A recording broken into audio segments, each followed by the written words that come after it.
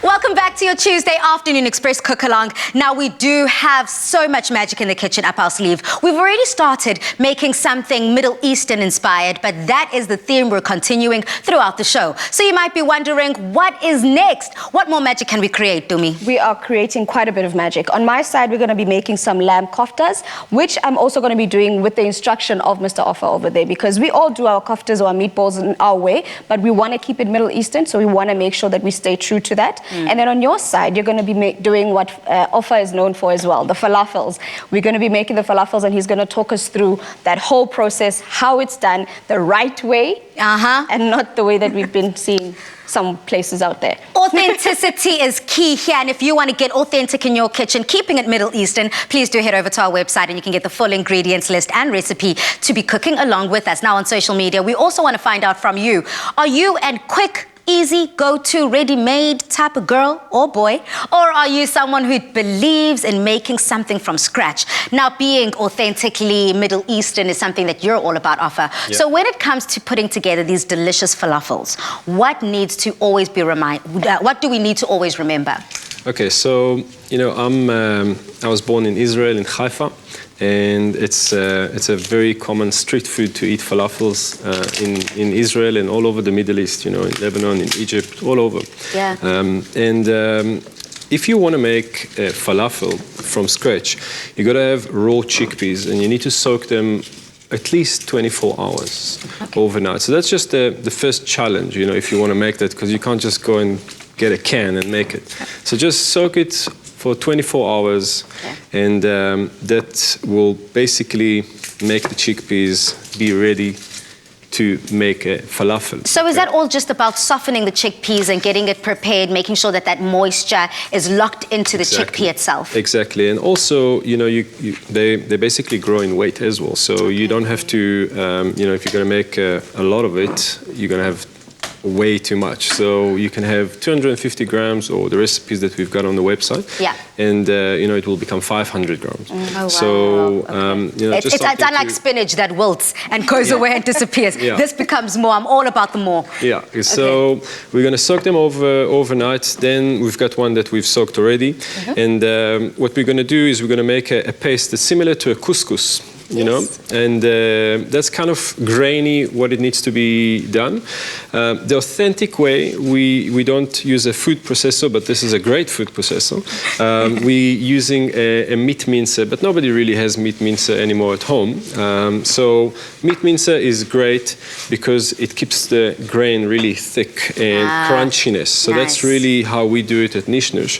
And, you know, if you want to do it here, what we're going to do is we're basically going to chop some greens, which are the parsley and the coriander. If you're a person that doesn't like coriander, you don't have to add it.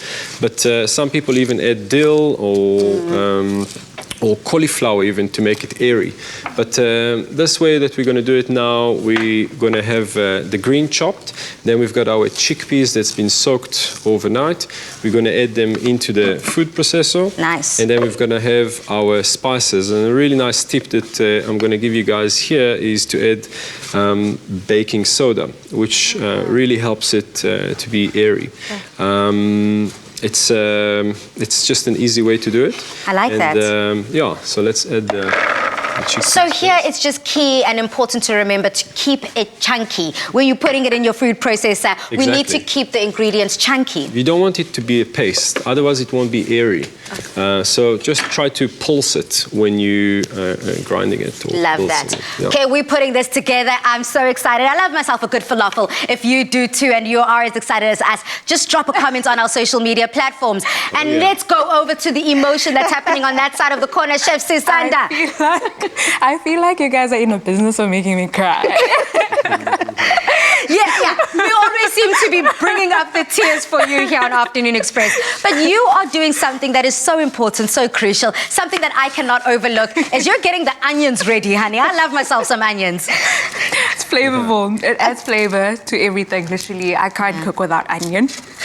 I think the one thing I've realized as well is that with the type of food that we're doing here, when we were talking about making koftas, we talk about chopping the onion and so forth, but Ofer's recipe requires that you actually grate the onions so that it's a nice sauce, and it makes it easier for the onions to actually be incorporated into the meat itself.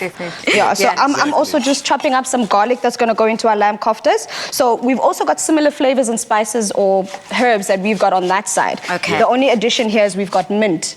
And I think maybe it is important that we find out why mint specifically for the lamb. I know that lamb and mint go well together, but is it something that's been in the history of Middle Eastern cooking? You know, mint goes. You know, a lot of teas are being used with mint tea, but I think that this specific recipe is more of a Greek style of kofta. You know, when we do the kebabs, we call it you know, the kebabs in the Middle East. We use lamb kebab. You would use, like you're doing, but they would have a massive knife, and they would take the meat and they will put it on a chopping board, and then they will finely chop everything together. So the onions and the meat and the parsley, and they will make it into you know, a bowl of meat that's already finely chopped. So they won't use a meat mincer to make the koftas or the kebab. So koftas are you know, the Turkish style. You know, you've got lamb kebabs. We call it in the Middle East kebabs.